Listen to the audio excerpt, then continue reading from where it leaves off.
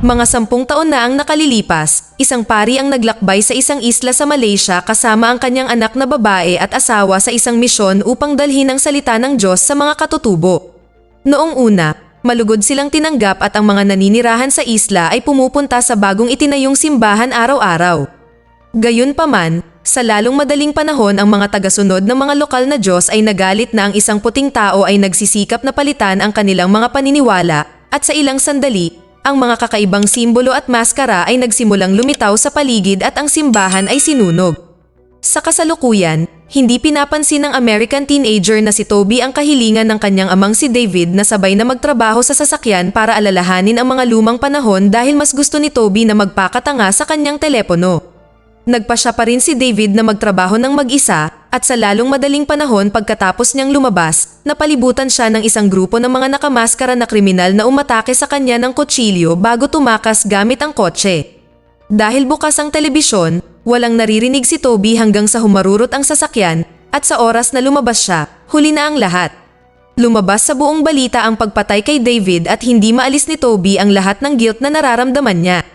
Dinala siya ng kanyang ina sa isang psychologist na nagrekomenda ng isang espesyal na programa na nagdadala ng mga taong na-trauma sa isang walang nakatirang isla upang bigyan sila ng oras na mag-isip at dumaan sa seryosong pagsisiyasat at tinanggap ni Toby. Makalipas ang ilang linggo, sakay si Toby sa isang bangka patungo sa isla, nasusuka siya dahil sa pagkahilo.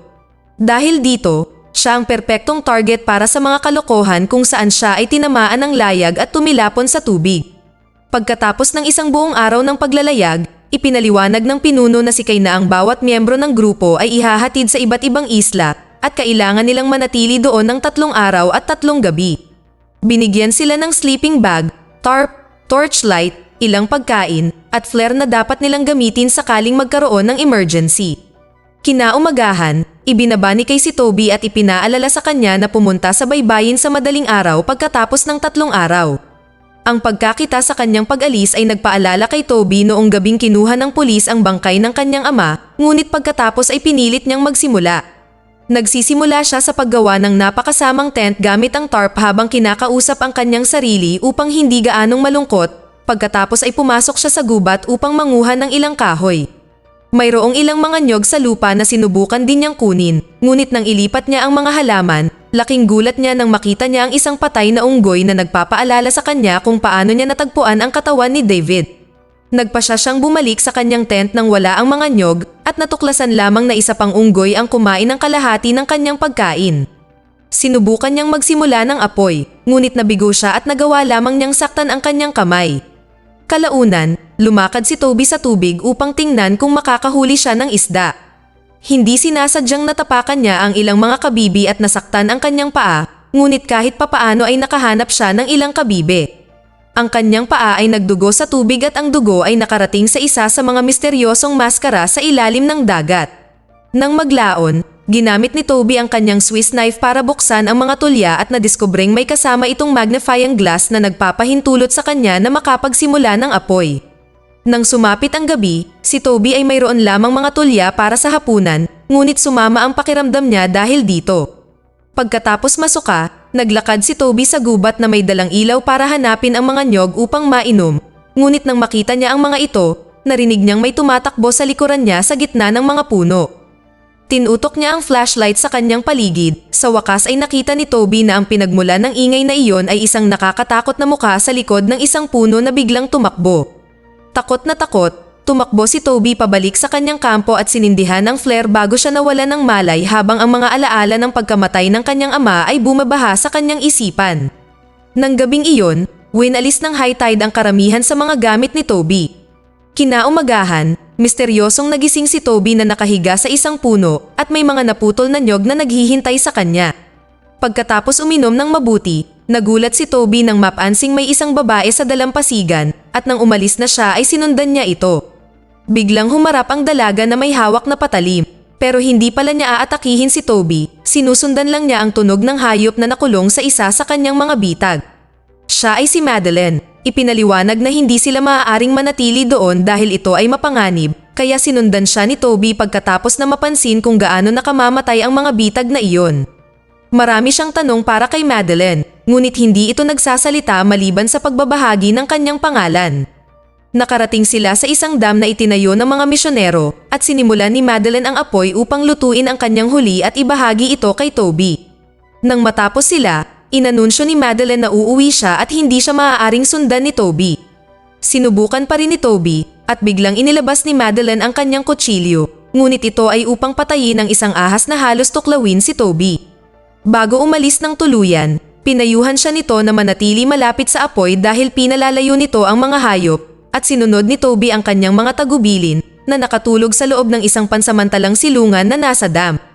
Noong gabing iyon, nahanap ng isa sa mga pumatay sa kanyang ama si Toby at inatake siya, ngunit isa lang pala itong bangungot.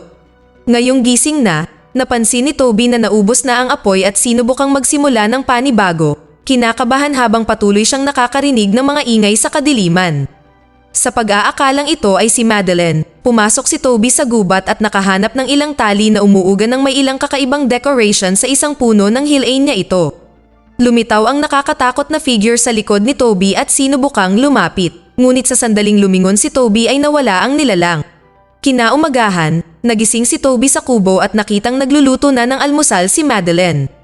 Napansin niya ang sugat sa paa nito at isinama niya ito upang maghanap ng isang espesyal na halaman na makakatulong dito. Ibinahagi din niya na mula pa noong bata siya ay nandito na siya sa islang ito at sila na lang ng kanyang ina ang naiwan dahil namatay ang kanyang ama. Nang mahanap nila ang halaman, inilapat ito ni Madeline sa sugat ni Toby na ipinapaliwanag na hindi niya ito pwedeng kainin maliban kung gusto niyang matulog. Nang ilapat niya ito ng kaunti sa lobby ni Toby para patunayan ang kanyang punto, napagtanto ni Toby na namanhid na ang kanyang lobby. Maghapong magkasama ang mga kabataan at itinuro ni Madeline kay Toby ang lahat ng nalalaman niya tungkol sa pag-survive sa isla mula sa pangingisda hanggang sa paggawa ng kubo. Bilang kapalit, sinabi ni Toby sa kanya ang tungkol sa mga bagay tulad ng high five at internet. Pagsapit ng gabi, kailangang umalis muli si Madeline at napansin ni Toby na papunta siya sa direksyon ng puno na may mga kakaibang decoration. Iniwan sa kanya ni Madeline ang isang sibat na ginawa niya upang maprotektahan niya ang kanyang sarili at ipinaliwanag na kung sasama siya sa kanya, papatayin siya ng kanyang ina. Ipinangako niya na maaari silang magkita muli sa umaga, ngunit ipinaliwanag ni Toby na susunduin na siya sa madaling araw at masakit ito para kay Madeline na nararamdaman na siya ay inabandona. Tumakbo si Madeline sa kanyang tahanan sa puno at si Toby ay nananatili sa likod upang subukang makipag-usap sa kanya, kaya pagdating ni Kay sa dalampasigan sa madaling araw, hindi niya nakikita ang bata kahit saan. Naririnig ni Kay na sinisigaw ni Toby ang pangalan ni Madeline at pumasok sa gubat kasama ang kanyang flashlight upang hanapin siya, ngunit nang magsimula siyang makarinig ng kakaibang ingay sa gitna ng mga puno, siya ay nadapa at nahulog, nawala ang flashlight sa proseso. Biglang nasilaw si Kay ng sarili niyang flashlight, ngunit nang lumapit siya upang makita kung si Toby iyon, namatay ang ilaw at nalaglag ang flashlight sa lupa. Nang aabutin ito ni Kay, napansin niya ang dalawang kumikinang na mga mata sa dilim at nang walang abiso, may lumitaw na paa sa ibabaw ng kanyang kamay. Sa ilang minuto, ang tanging ingay sa dilim ay ang pagsigaw ni Kay. Kinaumagahan, nagising si Toby nang mapagtantong nakatulog siya habang tinatawag si Madeline kaya kailangan niyang magmadali sa dalampasigan, ngunit nakita niyang wala itong laman. Umupo siya para maghintay kung sakali at pagkaraan ng ilang oras may napansin siyang lifebuoy na lumulutang. Pagpasok niya sa tubig, nakakita siya ng mga bakas ng mga bagay at sinundan niya ito upang makita ang bangka ni Kay na lumulutang na nakabaligtad. Sa kanyang pagtataka, lumalangoy ang ina ni Madeline mula rito dala ang mga gamit ni Kay. Sa sandaling mawala na sa paningin ang babae, lumangoy si Toby sa loob ng bangka upang mag-imbestiga at nakakita ng dalawang flare sa loob ng cabinet, ngunit sa kanyang pagkadismaya, nakita niya rin ang katawan ni Kay sa likod ng isang pinto. Sa takot, nagsimulang lumangoy si Toby bago siya maubusan ng hangin para lamang maipit ang kanyang mga damit sa isa pang pinto. Sa kabutihang palad, nagawa niyang tanggalin ang mga ito at nakabalik sa ibabaw sa tamang oras. Pagkatapos, pumasok si Toby sa gubat at nakita ang flashlight ni Kay na may kakaibang marka ng gasgas. Gamit ang flashlight na ito, nagpasya siyang dumaan sa pasukan ng puno ni Madeline at natuklasan ng isang mabatong lagusan na puno ng mga paniki at kakaibang ingay. Ang nakakatakot na nilalang ay muling lumapit sa kanya mula sa likuran at nabitawan ni Toby ang flashlight na iniwan siya sa kadiliman. Ang mga ingay ay nagsimulang lumapit kaya't naghanap si Toby sa lupa hanggang sa makita niya ang flashlight at muling binuksan ito na nagpahintulot sa kanya na biglang makakita ng ilang talagang nakakatakot na mga guhit sa mga dingding. Ilang sandali pa, nahanap ni Toby ang dulo ng lagusan at lumabas para lang matuklasan ang natitira sa lumang nasunog na simbahan. Nakarinig din siya ng isang kambing na naghihingalo at nang pumunta siya upang suriin, nahanap niya ang ina ni Madeleine na pinatay ito para sa pagkain. Pagkatapos ay patuloy siyang lumilingon sa paligid at nahanap ang cabin kung saan nakatira ang dalawang babae. Sa loob, nakita niya ang walang laman na bag ni Kai, isang kahon na may 3 pasaporte, at isang lumang larawan na nagpapahiwatig na si Madeleine at ang kanyang ina ay ang mga pamilyang kasama ng pari noong mga nakaraang taon. Mayroon ding isang lata ng gasolina at higit sa lahat ang radyo ni Kai na agad na ginamit ni Toby para humingi ng tulong. Isang hello lang ang nakuha niya mula sa kabilang dulo bago namatay ang linya at sa sandaling iyon, kailangang tumakbo at magtago ni Toby sa ilalim ng kama dahil nakabalik na si Madeleine at ang kanyang ina. Habang ang ina ay naghahanda ng isang espesyal na concoction na may pampamanhid na halaman, siya ay nakipagtalo kay Madeleine dahil sa tingin niya ang kanyang anak na babae ay hindi pa handang lumabas dito. Nang lumipat pa si Toby sa ilalim ng kama upang hindi makita, nagulat siya nang makakita siya ng nakakatakot na maskara at napagtanto niyang ito ang mukha ng nilalang na umatake sa kanya noon. Sa sandaling umalis ang ina sa silid, nilapitan ni Toby si Madeleine, ngunit ipinaalala ni Madeleine sa kanya na mapanganib dito at nangakong makikipagkita sa kanya sa beach mamaya. Si Toby ay bumalik sa dalampasigan at ginagamit ang lahat ng kanyang natutunan upang manghuli ng isda at magsimula ng apoy. Habang nanananghalian, napansin niya ang isang ilaw na kumukurap sa kabilang dulo ng isla at tumugon siya sa pamamagitan ng pagsisimula ng sobrang laking apoy na makikita mula sa malayo.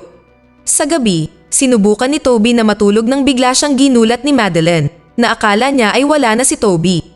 Ipinaliwanag niya ang pagkamatay ni Kai at sa palagay niya ay pinatay siya ng kanyang ina na naging dahilan upang epatong ni Madeleine ang kanyang ulo sa binti ni Toby at ibahagi ang ilang bagay na naaalala niya mula sa kanyang pagkabata. Masaya siyang nakatira kasama ang kanyang pamilya at nakikipaglaro sa mga lokal na bata, ngunit isang araw ay may nangyari at natatandaan na lamang niya na nasa isang sulok siyang umiiyak habang ang kanyang ina, na puno ng dugo, ay nagsabi sa kanya na huwag tumingin. Inamin ni Madeleine na nakakakita siya ng mga kakilakilabot na bagay sa gabi at malamang na pinatay silang lahat ng kanyang ina. Tinanong ni Toby si Madeleine kung gusto niyang tumakas kasama siya dahil malamang na magpapadala sila ng bagong bangka sa lalong madaling panahon at tinanggap ni Madeleine. Ngunit babalik siya bukas upang maiwasan ang kanyang ina na maghinala. Kinaumagahan, nagising si Toby nang makarinig siya ng isang eroplanong lumilipad. Ngunit sa oras na habulin niya ito, wala na ito. Gayunpaman, ang pagtakbo na ito ay nagbigay daan sa kanya na makahanap ng isang inabandunang lighthouse kaya siya ay nagpatuloy sa pagsisiyasat. Sa kasamaang palad, hindi gumagana ang ilaw at nang suriin ni Toby ang panloob na mekanismo nito, naalala niya ang lahat ng mga bagay na itinuro sa kanya ni David tungkol sa pag-aalaga ng mga sasakyan, nagbigay daan ito sa kanya na maunawaan na kailangan ng ilaw ng gasolina. Pagkatapos ay nagsimulang bumalik si Toby sa dalampasigan nang bigla siyang may nakasalubong, si Cameron, isa pa sa mga lalaking nag-sign up para sa serbisyo. Hindi rin siya nasundo, pero nakahanap siya ng robot, kaya ginamit niya ito para subukang maghanap ng ibang tao dahil siguradong walang laman ang sariling isla. Si Toby ay nagbahagi ng ilang pagkain at sinabi sa kanya ang tungkol sa kanyang karanasan habang gumagawa ng isang bagong sibat na ginagamit niya upang pagbantaan si Cameron na sinasabi niya na ang pagtitiwala sa isang pares ng baliw na mga mamamatay tao ay kahangalan. Pagkatapos humingi ng tawad, ipinaliwanag ni Toby na tumanggi siyang iwan si Madeleine dahil biktima rin siya at hinahanap siya. Ilang sandali pa, nakarating na siya sa bahay para lamang magulat na nahuli siya ng ina. Kinuha ng babae ang sibat mula kay Toby at hinayaan siyang magpaliwanag sa kanyang mga dahilan, ngunit tumakas si Toby. Sinundan siya ng ina at hindi sinasadyang nahulog sa isa sa mga bitag ni Madeleine na iniwan siyang na-stuck sa pagitan ng isang puno at isang mas makapal na sibat. Dahil alam niyang wala na siyang maraming oras, ipinaliwanag ng ina kay Toby na hindi siya pumatay ng sinuman. Sinusubukan lang niyang takutin ang mga tao dahil ang baliw na mamamatay tao ay si Madeleine. Sa lahat ng mga taon na nakalipas, sinubukan ng mga lokal na balaan sila na may kasamaan sa isla, ngunit hindi sila pinaniwalaan ng pari at sinubukang umasa sa salita ng Diyos. Habang siya at ang kanyang asawa ay nakikipagtalo sa mga katutubo, sinamantala ni Madeline ang pagkakataon na gumala at lumapit sa altar kung saan ang mga lokal ay pumatay ng mga hayop bilang alay. Pinahintulutan nito ang demonyo na gamitin ang bata bilang kanyang sisidlan sa isang ritual na tumutugma sa mga guhit na nakita ni Toby sa lagusan. Ang totoo ay si Madeline ang pumatay sa lahat ng tao sa simbahan at sinunog ito hanggang maging abo na naiwan lamang na buhay ang kanyang pinakamamahal na ina. Pagkatapos ay ibinigay ng ina kay Toby ang espesyal na halaman sa isang bag upang supulan si Madeline at itinuro na hindi niya gusto ang liwanag dahil siya ay demonyo. Bago mamatay, ipinaalala ng ina kay Toby na hindi dapat makaalis si Madeline sa isla. Samantala, naghihintay si Cameron sa kampo nang bigla siyang makarinig ng kakaibang ingay. Pumasok siya sa gubat para mag-imbestiga at nakatagpo siya ng isang bungkos ng mga buto sa lupa na nakagambala sa kanya mula sa pagkakita sa totoong panganib. Isang demonyong si Madeline ang lumitaw sa tabi niya at kinaladkad siya palayo sa mga puno upang patayin siya. Sa oras na bumalik si Toby, dugo na lang ni Cameron ang natitira. Isang ingay ang biglang nagpalingon sa kanya at nakita niya ang malademonyong si Madeline na papalapit dala ang katawan ng kanyang ina, ngunit siya ay naging tao muli ng mapagtanto niyang kaibigan si Toby. Hiniling niyang malaman kung ano ang nangyari sa kanyang ina at para mapanatiling kalmado, sinabi ni Toby na ginawa niya ito para magkasama sila. Pinasaya nito si Madeline at hinalikan niya si Toby, itinulak siya sa lupa para magkulitan. Nawala ni Toby ang maliit na bag na may espesyal na halaman nang siya ay matumba, kaya siya ay nagkunwari upang mabawi ito. Nang mapansin ni Madeline, umungol siya at nagsimulang magbago, ngunit nahanap ni Toby ang kanyang sibat at ginamit ito para patumbahin siya. Pagkatapos, inilagay niya ang mga halaman sa kanyang bibig upang mapanatili itong malumanay at gumamit ng ilang baging para etali siya. Pagkatapos, tumakbo si Toby sa bahay para kunin ang gasolina at maghanda ng torch na gagabay sa kanyang daan pabalik sa lighthouse. Iniwan niya ang torch sa pintuan upang ilayo ang mga hayop pagkatapos ay umakyat sa itaas upang tuluyang buksan ang ilaw habang inaalala ang oras na tinuruan siya ng kanyang ama kung paano magpaandar ng kotse. Habang si Madeline ay nagsimulang gumalaw, si Toby ay naghihintay ng isang bangka, ngunit nang makitang walang malapit, nagpasya siyang umalis. Pagbaba niya, nasira ang hagdan, dahilan para mahulog si Toby at natapon ang gasolina sa buong sahig. Natuklasan din niya ang espesyal na halaman na tumutubo dito. Sa sandaling iyon, ang pinto ay nagsara ng mag-isa at sa sandaling ang umiikot na ilaw ay tumuro sa kabilang direksyon, ang demonyong si Madeline ay nagtago sa mga anino upang umatake. Nakuha ni Toby ang ilan sa mga halaman bago siya kinaladkad palayo, ngunit masyadong malakas si Madeline at nang subukan niyang gamitin ang halaman sa kanya, ipinihit niya ang kanyang mga kamay sa halip at tumulo ang katas sa kanyang mga mata. Pagkatapos ay tumalon si Madeline nang muling pumasok ang ilaw sa loob, kaya ginamit ni Toby ang pagkakataong lumapit sa lababo at hugasan ang kanyang mukha.